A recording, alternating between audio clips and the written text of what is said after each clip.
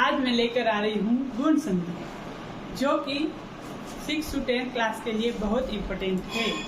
तो गुण संधि में क्या होता है? गुण संधि का सूत्र होता है आद गुणः सूत्र होता है। तो आद गुण सूत्र के अंतर्गत नियम कहता है कि जब आ के साथ ई या दीर्घ ई, जब अ और आ के साथ ई या दीर्घ ई मिलते हैं तो ए बन जाता है, और अ और आ के साथ जब ऊ और दीर्घ ऊ मिलते हैं तो ओ बन जाता है।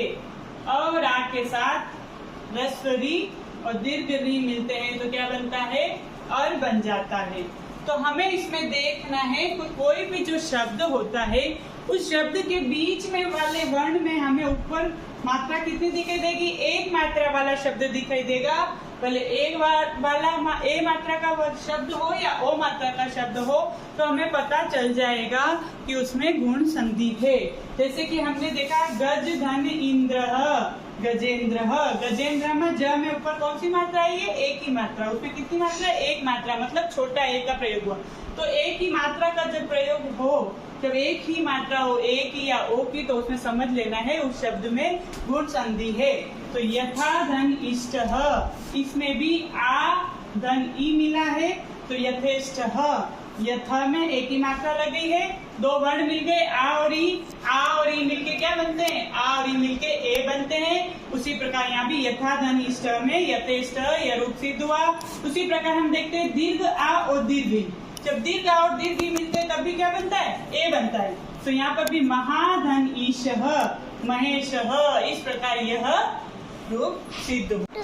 तो हम देख रहे थे कि महाधन ईश महेश ये किस प्रकार बना?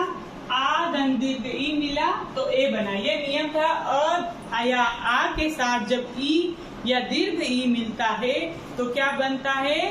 पूर्ण वर्ण ए बनता है।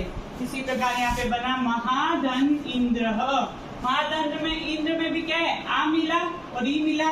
इस प्रकार बना महेंद्र, बीच का वर्ण हमें क्या दिखाई दे रहा है? ए, तो महेंद्र। अब आगे है उ वर्ण वाला शब्द, जिसमें अ या आ प्लस उ या उ मिलने पर ओ बनता है। तो उसी प्रकार पर धन उपकार, पर धन क्या बनेगा? पर धन उपकार, परोपकार, पर धन उपकार। तो यहाँ पर क्या हुआ? पर में र में अ है और उपकार में उ है। तो कोई भी शब्द के पीछे का वर्ण जो होता है, जो पहला शब्द है उसके पीछे का वर्ण और दूसरे शब्द के आगे का वर्ण, दोनों मिलकर जब बीच का शब्द बनता है तो उसमें जब ए या ओ दिखाई दे तो उसमें गुण संधि होती है। तो पर धन उपकार में क्या हुआ? और उ मिलके ओ बना। तो इस प्रकार परोपकार इसमें गुण संधि है। इसी प्रकार सूर्य धन ऊपरी, तो सूर्य में अ है, ऊपरी में उ है, अ और उ मिलके क्या बना? सूर्योपरि। उसी प्रकार है च धन उत्तम, च धन उत्तम में भी क्या हुआ? च में अ है और उत्तम में उ है, च और उ मिलके क्या बना? ओ।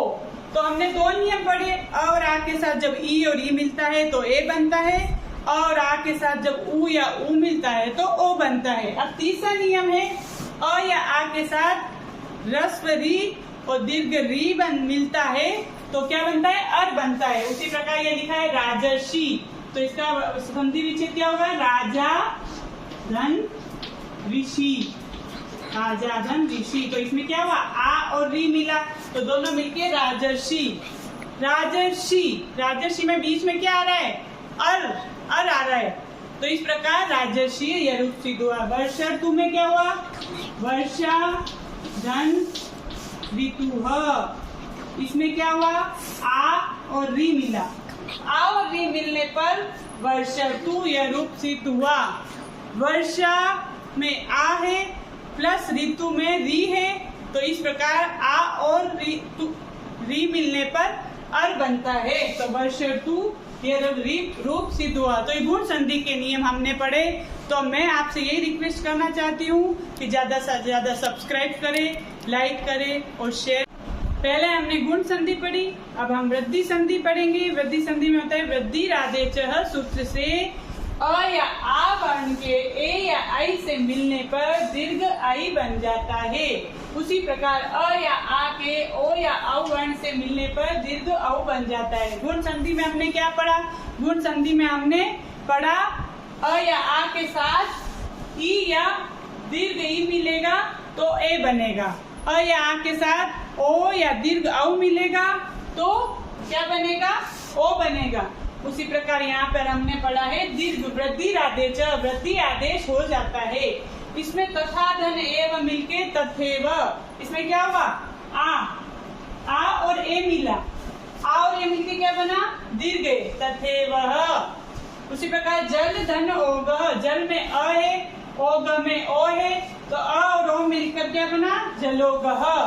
परम धन ऐश्वर्यम, परम में म में अ है, ऐश्वर्यम में दीर्घ आई है, तो क्या बना? परमेश्वर्यम। उसी प्रकार महा धन औदार्यम, महा में आ है, औदार्यम में औ है, तो दोनों मिलके महोदार्यम। तो गुण और वृद्धि संधि में एक ही अंतर है कि गुण संधि में एक मात्रा वाले वर्ण आएंगे, बीच में जब हम शब्द देखेंगे तो क्या होगा? जैसे कि पढ़ा हमने महेश, महेश में क्या हुआ? महेश में हमें एक मात्रा दिखाई देती है, दिखाई देती ना। उसी प्रकार हम वृद्धि संधि में देखेंगे तो दो मात्रा वाले शब्द दिखेंगे, तथेव।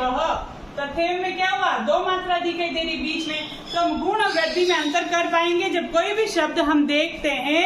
जब वृद्धि संधि और गुण संधि में अंतर करना हो तो हम देखेंगे कि गुण संधि में कोई भी शब्द दिखाई देगा, उसमें ऊपर एक मात्रा होगी और वृद्धि संधि में दो मात्रा वाले शब्द दिखाई देंगे। तो मैं आपसे ये रिक्वेस्ट करना चाहती हूँ कि आप ज्यादा से ज्यादा लाइक करें, सब्सक्राइब करें और मुझे यही प्रेम और आशीर्वाद मेरे ऊपर बनाए रखें। धन्यवाद।